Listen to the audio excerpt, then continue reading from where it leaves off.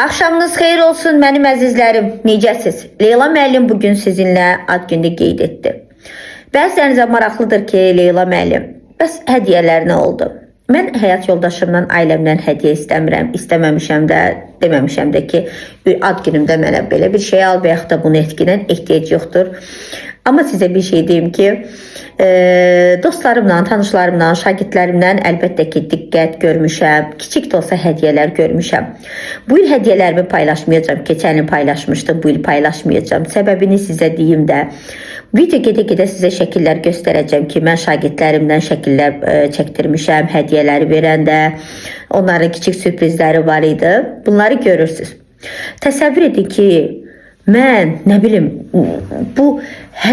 peşman oldum da hədiyyəmi göstərmək üçün video çəkmişdim. Peşman oldum. Səbəbini deyəcəm sizə. Sizə də çox maraqlı gələcək və sizə sübut edəcəm ki, bu günlərim direktor və direktorun ailəsi hələ indiyə qədər yəni Leyla müəlliməni qəbul edə bilmirlər də. Nə üçün Leyla müəllim bu qədər sevilir? Məcbur etdilər. Nəyi məcbur etdilər? Deməli dostlar, mənim şagirdlərim, keçən 6-cı siniflərim, bu 7-ci siniflərim mənə sürpriz etdilər. Ad günümü qeyd etdilər. Kiçik bir deməli tort almışdılar, eləcə də əl işi olan gül buket almışdılar və məndən öncə də direktorun arvadı, yəni o da ibtidai sinif müəllimidir, o ad günü olmuşdu fevralın sonunda. Mənim ad günüm martın 4-ündə idi.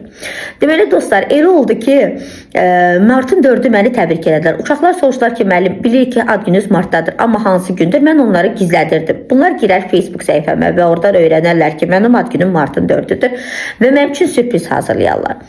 Təşəkkür edirəm. Yəni, mənim üçün xoş oldum. Çünki mən əslində sürpriz etməyi xoşlayıram. Sürpriz mənə edəndə mənim üçün biraz qəribə gəlir. Amma yenə də sağ olsunlar müəllimlərin balaları da. Neyse, elə oldu ki, mənə sürpriz etdilər. Tort kəsdik, ateşfəşanlıq oldu, fişəng partlatdılar, zərb yağışı oldu. Ondan sonra mənə əl işi gül dəstəsi bağlatdırdılar. Şəkillərdə də gördüyünüz kimi. Sağ olsunlar. Bir müddətdən sonra və mənə şəkil atdılar. İndi şəkil də sizə paylaşacağım. Mənə şəkil atdılar ki, bəs Leyla müəllim, bəs fikir verin, yəni burada görsənir ki, həqiqətən də bu direktor və direktorun ailəsi, nəsli necə məsəl üçün sizinlə bax əlbəyaxadılar da. Yəni o vaxtdan 2 il bundan qabaq da istəmirdilər də, gözləri götürmürdü də mənim qarşı olan sevgimi deyim. Bunu onlar bacarmır deyənə mən bunu bacarıram. Mən sevgi əldə etmişəm deyənə bu onlar üçün çox belə necə deyirlər, elə bir qutuda elan görürdülər də, çox narahat idilər. Xanımı yatmadı gecəni yatmadı və təcili bir plan qurdu ki, mən bilmirəm, Leyla müəllimin əlində olan hədiyyədən mən də istəyirəm. Dostlar, ona görə hədiyyəni paylaşmıram.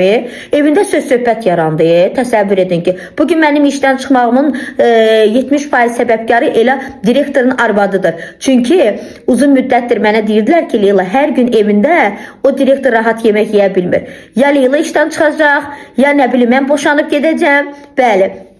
Ara yerdə bunu da sizə dedim, xəbəriniz olsun da, yəni. Neysə də, heç nə məcbur elədi, 2 həftənin içində o gülü də hazırlatdırdı, tez bazar düz qoş elədilər, ad günü olub, heç nədən. Bunun özü səbəb deyil, bu özü qısqanclığın %100'ü sübutu deyil, bəli. 100 ildə qala, neyinirsiniz elin, Leylanın əqqabısını giyinsəz də, Leyla kimi yeriyə bilməyəcəksiniz. Leyla bu sevgini ürəkdən verir, sizin kimi kimsəyə məcbur elətdirmir.